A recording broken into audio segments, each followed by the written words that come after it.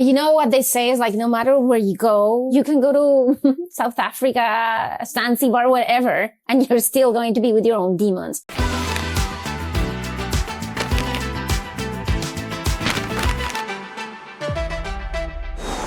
Hi, everyone. I'm Luciana. I'm Claudia. And this is Where We Land, a podcast about immigrating and multicultural identity. Before we begin, if you've moved to the U.S. and have a story you want to share, write to us at wherewelandpod@gmail.com. We want to hear all about it. Okay, so who did we talk to today? Today, we spoke with Lina Salazar. She is originally from Colombia. She has a very, very interesting life. She's lived in France. She's lived in New York. Now she lives in D.C. And food is a big topic in her life. I'm so excited that we got to talk to her. She's a good friend of mine. I can't wait for you guys to hear it. Let's dive right in.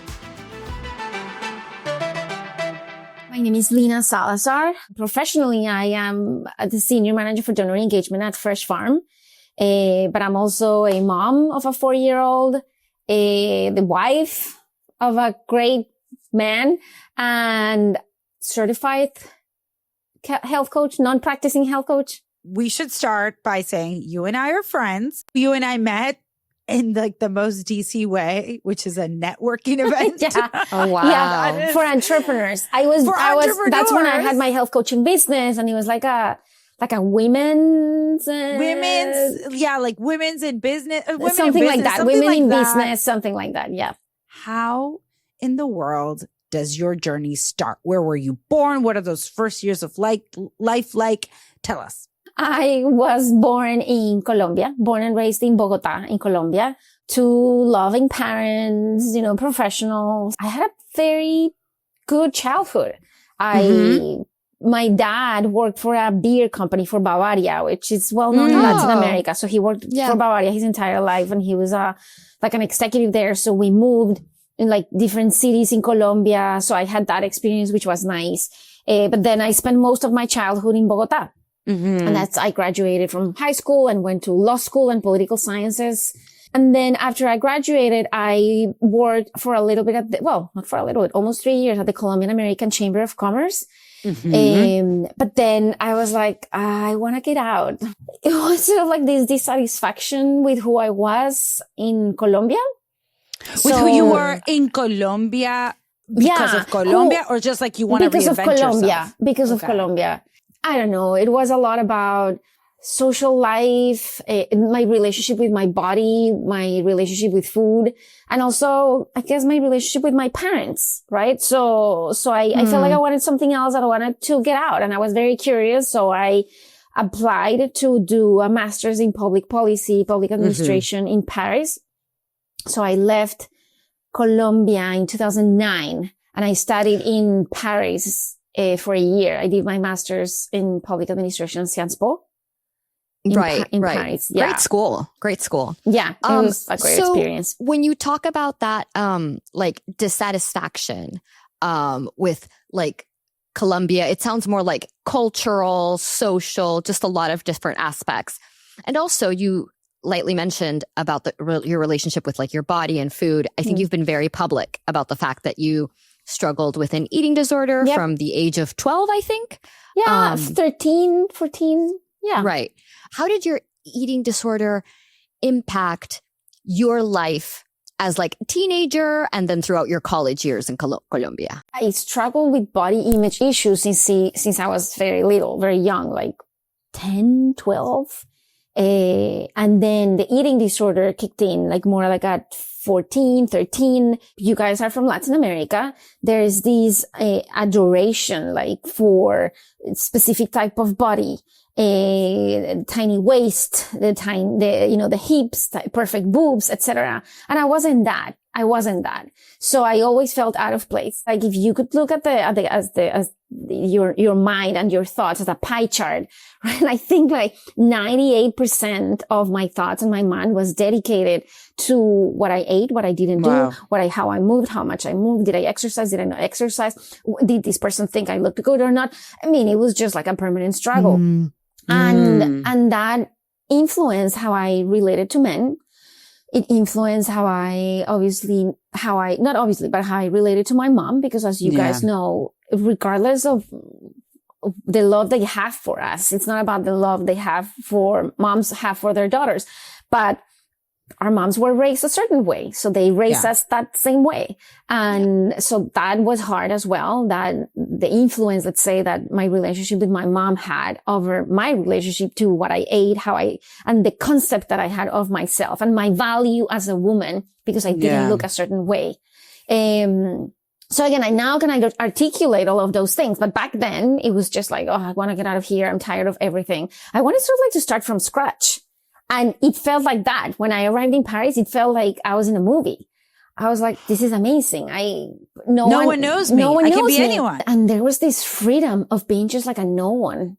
Yeah. And there was a Why France, Lina? Because there is an organization in Colombia called Futuro, and they fund scholarships. They provide scholarships for students.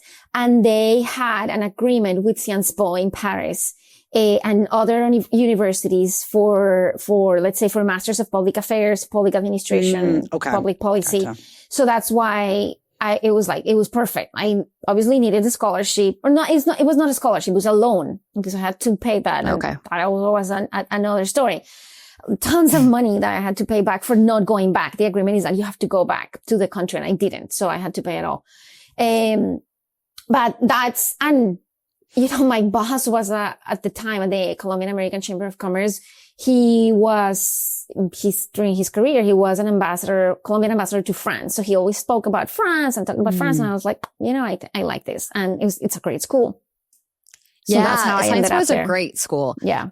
And of course, Paris just sounds amazing. And, what young adult doesn't want to be there set loose, Emily in Paris, let's go. Yeah. But I'm also, it did not look like that. no one's Parisian trips look like that. No. But I'm just very curious because, there is this need that you had for like a fresh start, for starting over. I can be whoever I want now. No one knows me. But at the same time, the things that you were describing that were the reasons you were leaving Colombia.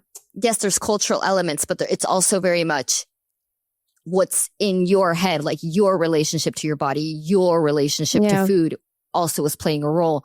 So I'm curious, like, what happened, like, once you were like 6 months into Paris? Like, did like that old feeling come back, or of like, oh, I'm still me. I'm on the other side of the world, but I'm still me. The Gosh problems darn it. followed me across the Well, pond. you know what they say is like, no matter where you go, basically you haven't fixed here what's inside, or here. You can go to South Africa, Zanzibar, whatever, and you're still going to be with your own demons. Right. So I mean, I was like, 27, 28 when I left. I didn't know who I was. So at the beginning, it was beautiful and perfect.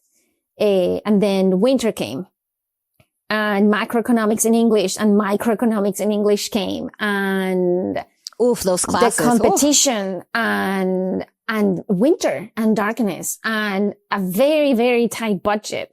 So I lived in like a shoebox. I didn't have my own bedroom. It was like I slept it was like, I don't know how many square feet, but it was very, very tiny. I didn't have a bedroom. I slept on a futon that I would put it out every night and close every morning. And that's where I slept, ate, studied. It was very hard. It was very hard. And I did have a rough time in Paris, right? So just going to a country where you have to do everything yourself, and you have to be in the jungle and fight the jungle, right? I mean, I was on a tight budget. I had to babysit to pay for my trips in Europe. So it was like I was on my own. Right. And I think that was necessary as an immigrant living abroad and to grow. Meaning it takes, I don't think it's easy to just leave your country and the comfort of your country and your relationships and your family and your friends. I don't think that's easy. So to that point, I think that was necessary, let's say. And I think maybe a lot of immigrants relate to that story of like going abroad and looking for a lot of different things that sound very magical, but then it's like, oh, then it's like, right. It's like the dream that everyone's chasing. Which, yeah, but like, then, let's take Emily in Paris. We were talking about that. Like, yes, like all the opportunity that comes with that. But yeah, you have to hustle and do a lot of dirty work to get to that. And actually, I have a fun story for you if you guys are open to it. I'm talking about jobs in Paris. I babysat for this family, and they were very fancy, very wealthy. She was beautiful. The father was beautiful. The girl was like a little princess, and they paid me very well. And one day I was watching TV. You were nannying for their I was a babysitter. Right. And then it was always at night. And they would go out for dinners and then come back like at 2 a.m. in the morning. And they told me that they work with actresses and in the, I don't know, that business. And one night I was watching a show about French CEOs. And they say, so now we're here with Gregory Dorcel. He's the son of Marc Dorcel, the founder of the Dorcel brands, a porn brand, like the first porn brand in DC, in Paris. And it was this guy. It was the guy that I was working for. Oh, wow. Like, oh my God. She's like, oh, this is my employer. He's home. Exactly. No, that's what, except my sister started teasing me. It's like, well, maybe he can give you another job.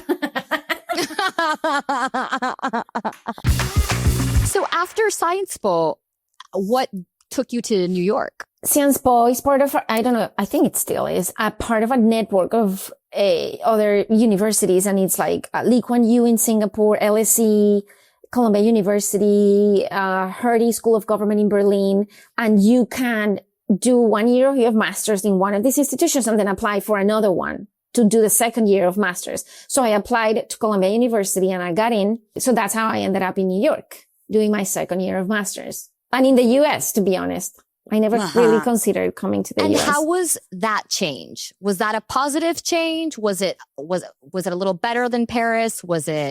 How did it go adapting to a whole new country? Yeah.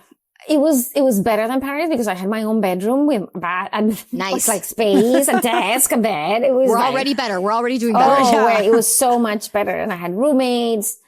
Look, it may sound crazy, but it was rough as well. It was very rough. And when I say that I hit bottom is because I hit bottom in with my eating disorder, like the binge eating and the use of laxatives and the depression and the isolation that comes with an eating disorder. That was all really bad, both in France and in New York.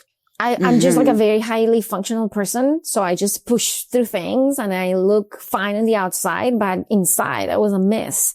So New York was also hard, and especially when the winter, when the winter came, it was like, wow, the darkness, it wasn't as bad as in Paris. Paris winters are rough.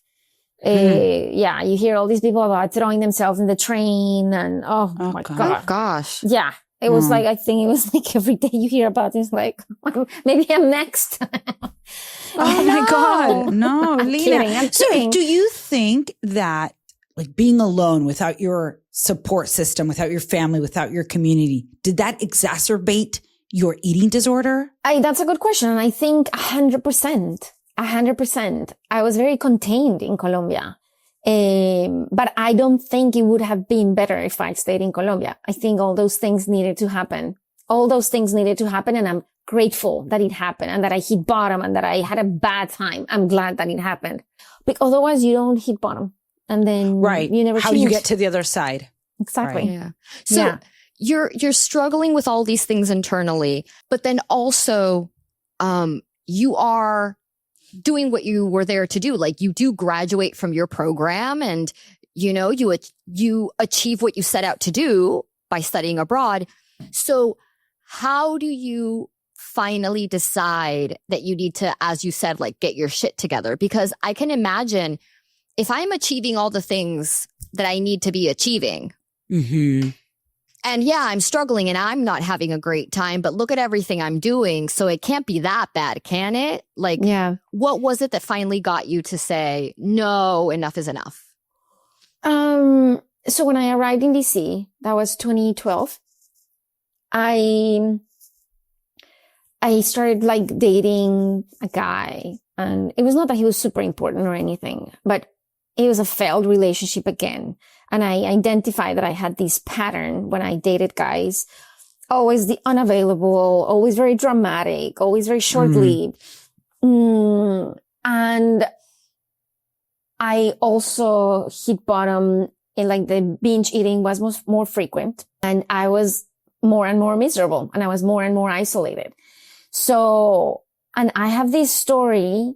I do believe in mystical things that happen to people and that are signals from the universe. Okay, and like signs. Yeah. Yeah, I do believe in that. I mean, you have to be aware of it. So I asked a friend who knew like this tarot reader in Argentina or something. And she didn't really read the tarot. It was like another kind of like spiritual guidance or something. And she gave me some meditations that I needed to do. This was like 2012. And she also told me that my tarot card was the Magician. It has like the Mobius strip, like the 8. It has a hat that has the Mobius strip. And I was doing the meditations. It was like these lectures, like I was reading and sort of like in silence and reflecting. And I stopped doing them, but the back of my mind, I was like, I need to go back to that. I need to go back to that. And it was sort of like my effort to try to find a way to feel sane. And one day I get in the bus and a girl gets like a few stops after me, and she had the tattoo of the Mobius strip in her arm. And I'm like, oh, that's so interesting. And then I got off the bus. I remember I went to mass. I went to church precisely in this search for like some peace. And then I got on the bus, like at the bus to go back home. I don't know, 5 hours later, and the same girl gets on the bus. And I was like, this is strange. I mean, what are the chances? Me. Yeah. And then the next day, someone at the IDB sends an email saying, hey, I'm going to these concerts this summer. There's like a cool lineup. Do you want to come with me? And the first band was called the Mobius Strip. And I'm like, okay. Then, so I started this curiosity for meditation, etc. And I started a very strong, consistent meditation practice in 2012. And that plus OA, Overeaters Anonymous. It's a 12-step program. Oh, okay. Based off of AA. It's exactly the same. All of these 12-step programs are inspired in AA. They just changed the word. And there's like Narcotics Anonymous and Addicted to Sex Anonymous. And they are all inspired in AA as a 12-step program. So all of those meditation, the program, and then like a therapist that God, the universe sent me because she was wonderful. And I worked with her for like 10 years. Those elements were the ones that really got me out of that dark hole. But it took hitting bottom several times and being like, okay, I either do something or I'm not gonna be able to have a normal relationship with anyone, and I'm going to be insane all my life. I'm going to hate myself my entire life. Right. I was at war with myself, right? It was just not even the body. The body was just like a symbol of the fight that I had with myself. It was not even like, the body. Yeah. It's not sustainable to continue to live like this. I need to change something. Yeah. And this program, this was here in DC in person? Yeah. OA is a worldwide program. If you Google Overeaters Anonymous, there's like meetings everywhere. But like AA, there are meetings in cities.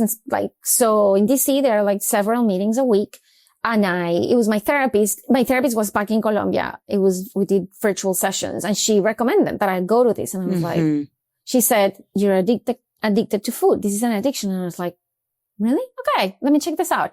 And I went. I've always been super open-minded and super curious. And I went, and I was like, when I went into those rooms and I heard other people just saying the things that they were thinking and doing. And I'm like, oh my God, there's other people who say and think the same things that I say, do, think. I mean, it's just, wow. Yeah. It's such a powerful, for me, that must feel like a relief too. Also, it's liberating. Right? Like it's liberating. Right. Because you know all these things. Am I crazy? And then you're hearing someone saying the exact same thoughts you have. It must be like, oof. Okay, I'm home. These are my people. Exactly. And not only that, but like, oh, okay. And other people, look at them. look at them go. Look at them live their lives and look at how much better they are. Right. I guess there's a Examples. way through this. Like, great. Yeah. And also there were some other people who were doing much worse than me that I was like, wow, that's crazy. Right. Right. Like That was it could crazy. always be worse. Oh my Did God. you confide with your family back home about any of this at this point, or do you just No. like keeping it close? No. I get that. I get not telling. No. Yeah. I did it. I did it eventually. I don't know. I forget when, but I did tell them. Like, yeah, I have to go to a group meeting. And what's that? No, it's a group meeting of support for women and blah, blah, blah. It's not just that one, not for just for women. It was men and women. So you go through, okay, so it's like the meditation, the therapist, this group, which sounds amazing. You start feeling better. Does this change trigger you or lead you into your work with food? Because then you decide to become a health coach. You now work for a food organization. Is that the career, like by public policy, hello food industry? Is that? Yes, it was actually like that because while OA doesn't really focus on the food, etc., on what you eat or don't eat, I started, and this was a curiosity that I had, let's say from my time, from the age of 14 years old until I was 18, I went to a gym like all day. Like I spent like hours at the gym. So let's say that I had always had this curiosity that was obsessive and crazy and not healthy, but I always had this curiosity for fitness and food and nutrition, etc., from the sick place, not the healthy place. So let's say that I always had that interest. But then when I started the program, I was like, okay, what are these foods that are triggering me? Why do I feel, let's say, more not at ease after I eat these? Or how is this more like a trigger or encourages binge eating? So I started learning more about food, and then I went down a rabbit hole, and then I didn't just learn about the quality of food and how food is made in the US and how the food system works and how the food system, the employment, labor practices of the food system in the US. So I went down a rabbit hole and I'm like, oh, I love this. I really love this. But in reality, the reason why I wanted to become a health coach, I got certified as a health coach, was because in OA, in Overeaters Anonymous, in all 12-step programs, there's a figure of a sponsor. So, Yeah. Yep. So, and I was a sponsor for a few people. And I always thought, wouldn't it be amazing if on top of the spiritual sponsorship that you do to support that person through the work of the 12 steps, wouldn't it also be great if you could support them in like the food aspect of things, of like what foods are triggering you? Let's go grocery shopping and see Food choices. Right. What are things that are delicious that you don't need to deprive yourself to enjoy food, but what are the things that you need to be aware of, right? It's about learning. It's not about the food item, but it's more about how it was made or where it came from, etc. So that's what motivated me to become a certified health coach. I was thinking of like merging those two, the perspectives, let's say, like combining them. That's so great that you were able to like see that was like a need, that, hey, maybe there's a complementary thing here and I'm interested in that. I'm curious about when you started to get better, how did you notice? Like when we talk about like Alcoholics Anonymous, it's like, well, I stopped drinking and I count how many days I haven't been drinking. And that's how I know that I'm good, because I haven't drank in like 100 and something days. How did you notice that you were better? In Overeaters Anonymous, you also have the concept of abstinence. An alcoholic is not drinking, and in OA is not like using laxatives, not purging, not throwing up, not binge eating. So for me, it was that. Okay. But it was also something really interesting that then after I studied more like mindfulness and meditation practices, and to be honest, the neuroscience and how the brain operates, I understood what it was. And when you meditate consistently, something happens in your brain. I'm not going to go into the technical details, but something happens in your brain. And what happens in your daily life is that you become more aware of things. There's this amazing quote from Viktor Frankl, who said and I remember reading, I suck at retaining quotes. I read them and I'm like, this code was amazing. But this is the only one who I have tattooed in my head. It's amazing. I can relate, Lina. Yeah, I can relate. It's crazy. But it was like between, and I just forgot after saying that.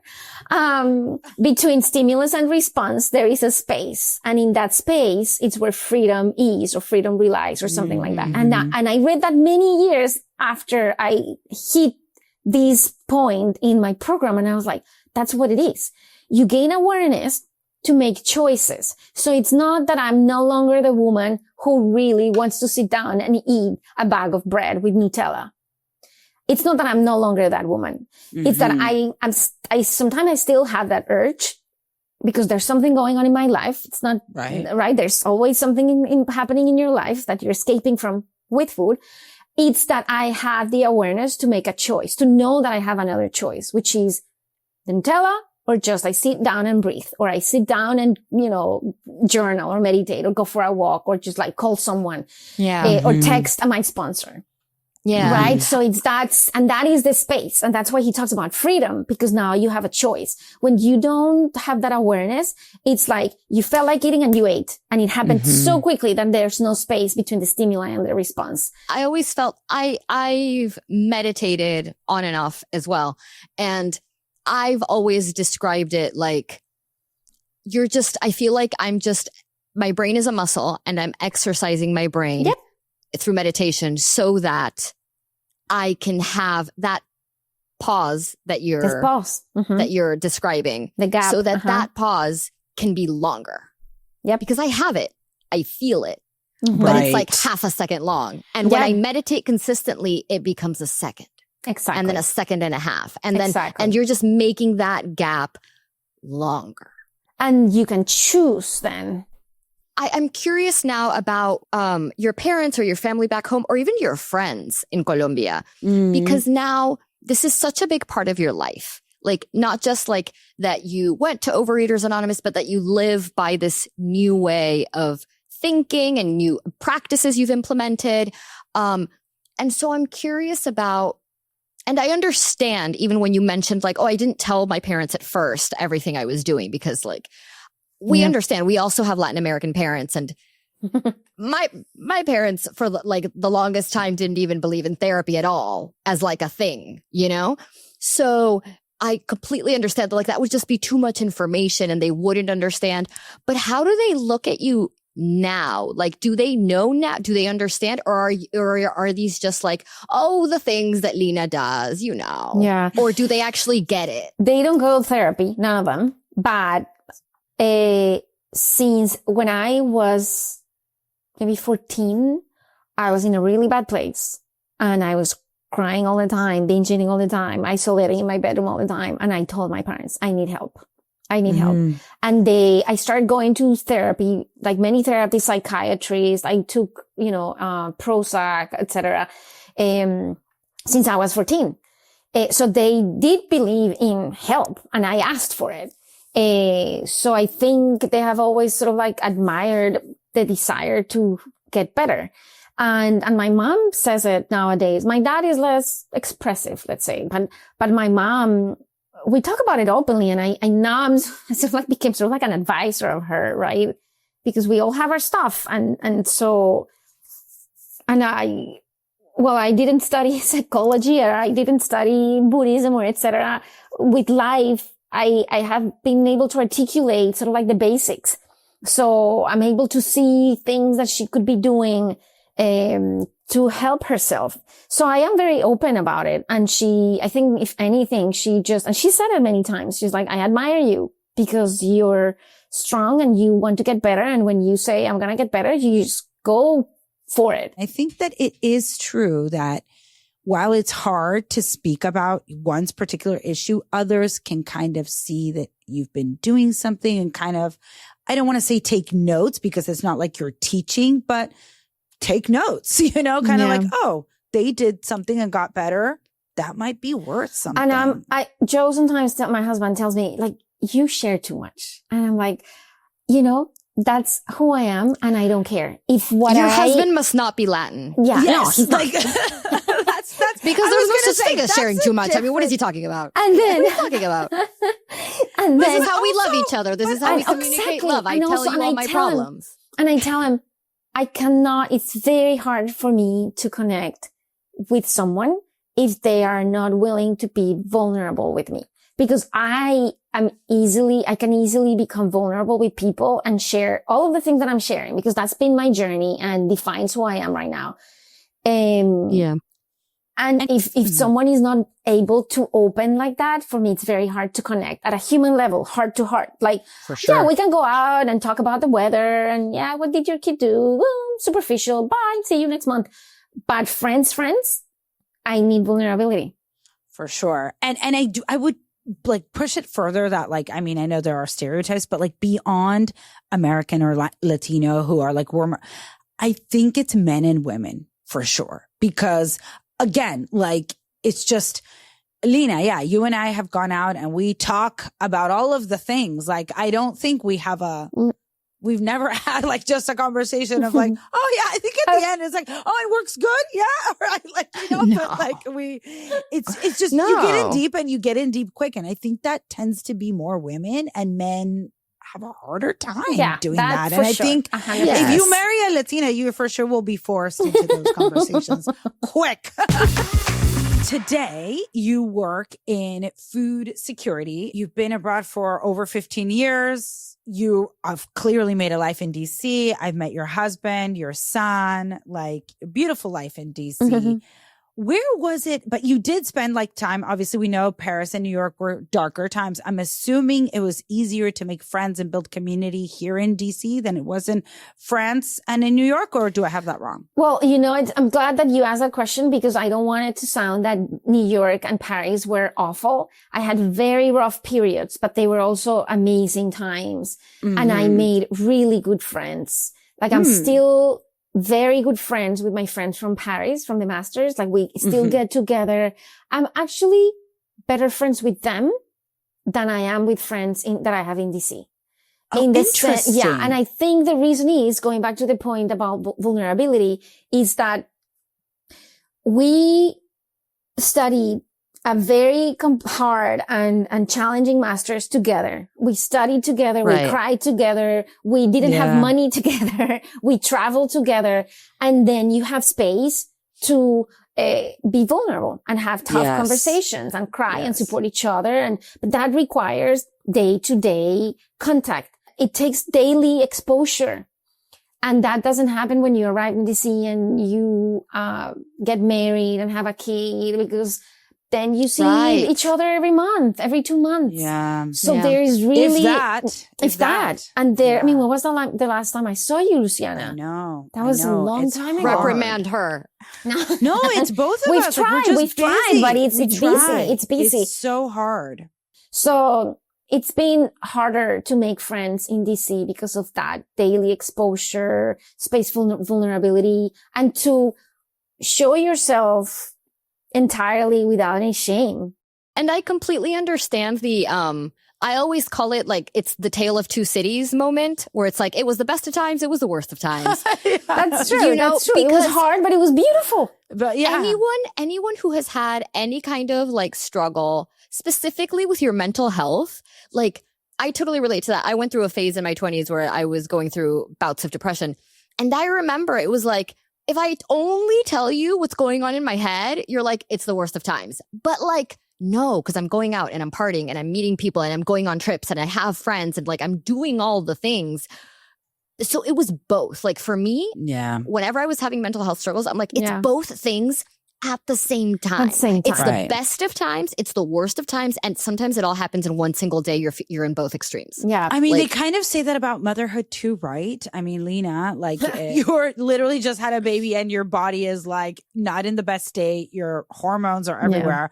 But you're also happiest with your baby. Like both things can be true at the same time. Yeah. I've learned that with motherhood, that the desire to run away sometimes and the love for your child, those emotions and feelings can coexist, and it's fine. So I'm wondering about Colombia. How do you keep it close to you in your day to day? What are you thinking about, like with regards to your son? Do you expose him to Colombian things, or is that not a priority right now? So I mean, WhatsApp. Shout out. Right. Shout out to WhatsApp. Shout out to the friend groups in WhatsApp. I know. Keeping I know. the and to expats the- alive and to with the- pride. Voice Exactly. notes. Voice because notes. everyone in Latin America only communicates with voice notes. Only- And listen, if I'm you're a not terrible sending me- offender. I'm sending 20-minute voice notes, If guys. you're not sending me a That's terrible. 5-minute That's a voice podcast. note That's a at the- I'm podcast. sending Yes. podcasts. I'm sending podcast updates about my life. Yeah. If you're not sending 5-minute voice notes, like, are you even from Latin America? Like, are Yeah. you Yeah, even? exactly. We got to check your birth exactly. certificate. Yeah. I mean, I already listened to all my friends' voice notes or messages on 2x, like at high speed. Otherwise, because otherwise I'm like, 2x for sure. but yeah, WhatsApp. I'm in touch with my friends that way. We have a group of my high school friends, which are my dearest, closest friends. Then I also have a group with my family, of course, and the other family and the other family. But then I go to Colombia once a year. We always go for New Year's and we Nice. take turns with Christmas. And my parents come at least once a year for Matias's birthday. So I do think though that I could do a better job and Matias speaks Spanish. I speak Spanish to him at home. Nice. Yeah. And my husband speaks English, so he's bilingual. But I do think that I could do a better job at immersing him more in the culture of Colombia, be it with music or with like rituals that not rituals, but how do you call it? Like, Traditions. traditions. For example, on December 7th, we always have El Día de las Velitas, the candle light, La Noche de las Velitas. And then I think it's December 7th. Yeah. And then, we go outside and there's like, you know, with candles and there's like a celebration around Christmas. And so all these things that I wasn't really very loyal to when I was in Colombia. So yeah, but now I have this nostalgia for those kind of things. So I'm like, oh, I should do a better job at showing Matias where he comes from and also sort of like having him maybe adopt a few of those things. I definitely could do a better the job. desire to keep it in. It's Yes, the desire to keep it. We talk a lot about that on the podcast. Yeah. It's like, we need to keep this alive. Yeah, So much. yeah. There was in Peru, there were so many things that were just in our house growing up that I was like, I don't really care for one way or the other. Like Yeah.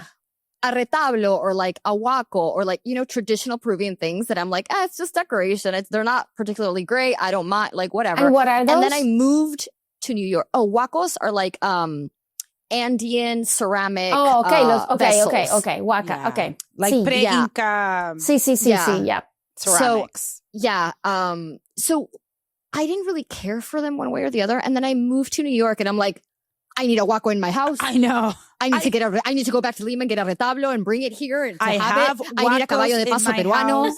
I need Peruvian books. I need Peruvian cookbooks. I need like all the Yeah. things. Yeah. Or like a statue of a Peruvian paso horse or a statue of a girl dancing marinera. Like I need something. Yeah. 100%. Searching, you look at me searching on like Instagram for like Peruvian artists Same. from like to get. Same.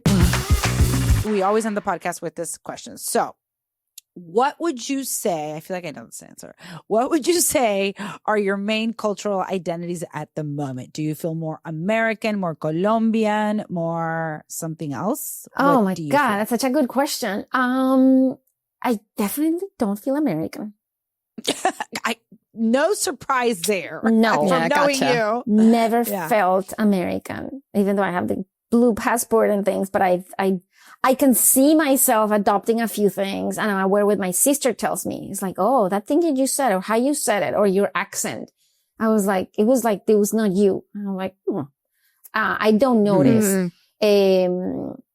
Well, except when I'm like very politically correct and I hear my parents or my family or friends talk about like things that I'm like, oh my God, in the US, you would never say that.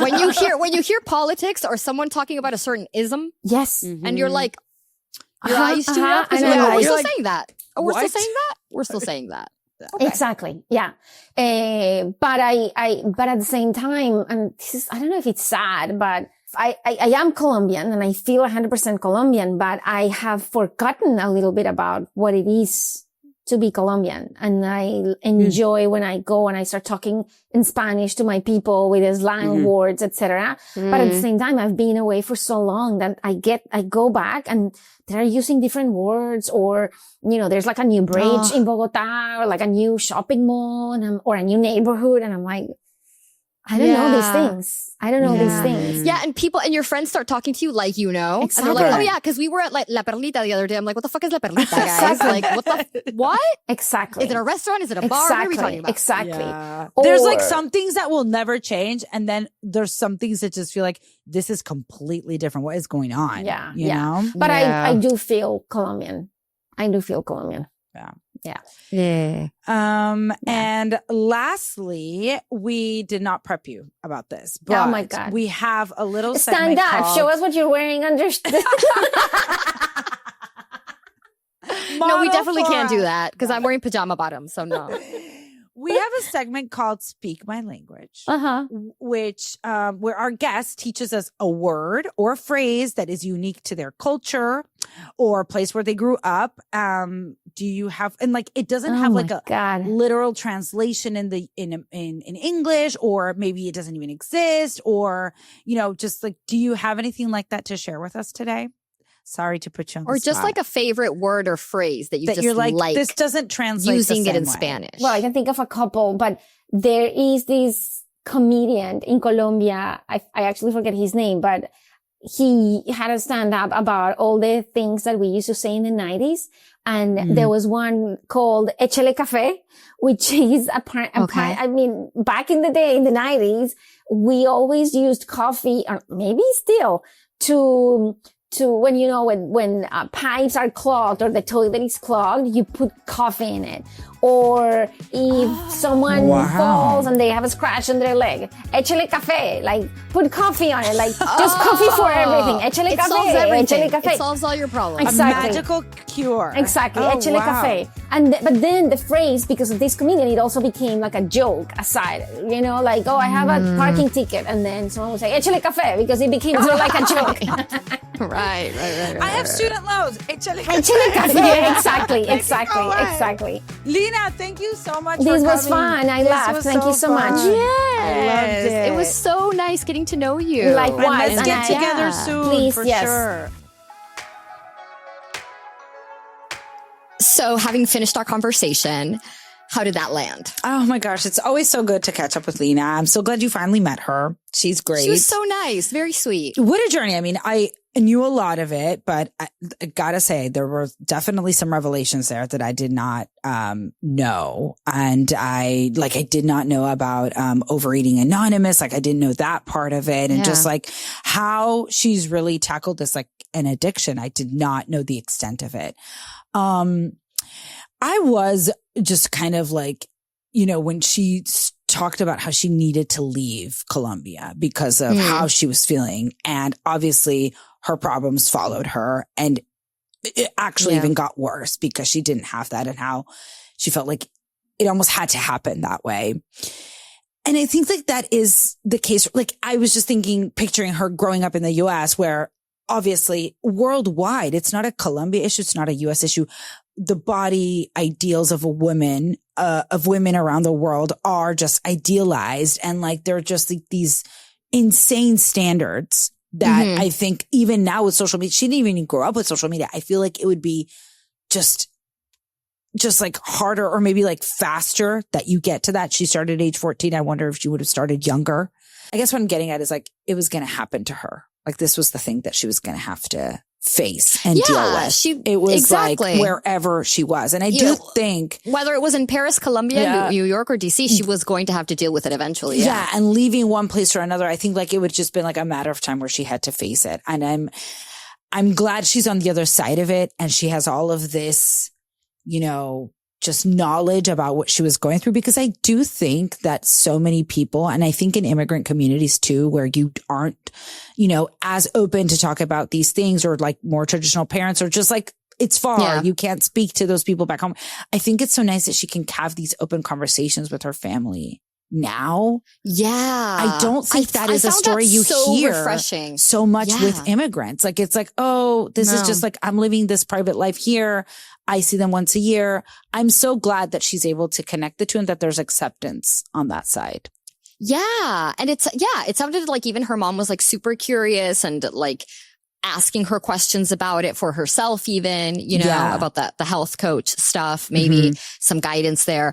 I thought that was lovely. Yeah. Because the more common story is like, oh no, they're not that aware.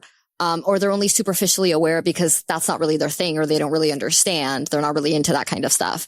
And I definitely related to that, but I also related to like having a therapist back home who you Zoom with, like, because there's just something about like that shared culture, speaking, doing therapy in your native language, like 100%. My therapist, who I don't speak with her now, but I could always connect with her if I needed to. Back in the day, she's from Peru. She lives in Peru, and same. And also, there's a history there. Like, I did it when I was back in Peru. Like, she knows that chunk of life, starting with someone from scratch, and like, no.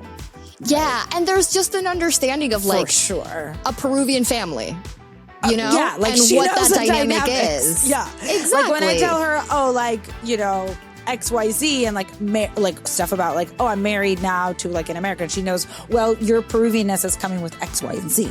She gets that. You know? Exactly. That wraps it up for today. You can support us by subscribing to our YouTube channel and leaving us a 5-star review on Spotify and Apple Podcasts. Ciao, ciao. Hasta la vista, babies.